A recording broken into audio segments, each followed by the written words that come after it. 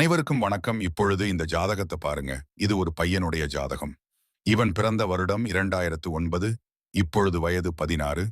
இந்த பையனுடைய ஜாதகம் மகர லக்கணம், தனுசு, ராசி மூல நட்சத்திரம். இவனுக்கு 7 வயது நடக்கும்போது தன்னுடைய மூத்த சகோதரன் ஒரு வாகன விபத்தில் மாட்டி இறந்து விட்டார்.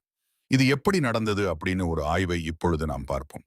இவருக்கு 7 வயசு நடக்கும்போது சுக்கிர திசையில சந்திர புத்தி முடிஞ்சு செவ்வாய் புத்தி ஏற்கும் நேரத்தில் இந்த விபத்து நடந்தது. அப்பொழுது இவருக்கு வயது 7. அப்போ சுக்கிர திசையில் செவ்வாய் பற்றிய நாம எப்படி எடுத்துக்கொள்ள வேண்டும் என்றால், புத்திநாதன் லக்கினத்திற்கு மூத்த சகோதரனாகிய 11 இடத்தில் அதிபதி செவ்வாய் சகோதரக்காரனும் அவன்தான். இந்த ஜாதகத்திற்கு திதி சூனியம். மிதுன ராசியும் கன்னி ராசியும் லக்னத்திற்கு 11 இடம் என்பது மூத்த சகோதரர். அதற்குரிய அதிபதி செவ்வாய் புத்தி நடக்கின்றது சுக்கிர திசை. அந்த 11 இடத்திற்கு 12ஆம் அதிபதி திசை செவ்வாய் வந்து திதி சூனிய ராசியில் மிதுனத்தில் உட்கார்ந்து விட்டார். அது ஒரு மிகப்பெரிய வலுவு குறைவு. மேலும் இந்த 11ஆம் இடம் ஆக்டிவ் ஆகும். இந்த 11க்கு 3ஆம் இடம் ஆயுள் கண்டம், 11க்கு 8ஆம் இடம். இந்த 8மே ஆக்டிவா இருக்குன்னா செவ்வாய் இருக்கும். நட்சத்திரம் வந்து குருவுடைய நட்சத்திரம் புனர்பூ. இந்த குரு 11க்கு 3ஆம் இடத்தில் இருக்கின்றார்.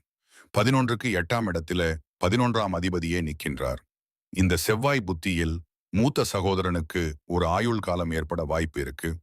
லக்னத்திற்கு 4ஆம் அதிபதி செவ்வாய் இருப்பதால் அது ஒரு வாகன கண்டம் ஏற்பட வாய்ப்பு உண்டு என்று சொல்லப்பட்டது. அதன்படியே அது நடந்து இந்த ஆய்வின் ஆராய்ச்சி முடிவுக்கு வந்தது. இது பாவம் முறையில் பார்க்கப்பட்ட ஒரு ஜாதகம். அடுத்த ஒரு கட்டத்தில் சந்திப்போம். நன்றி, வணக்கம்.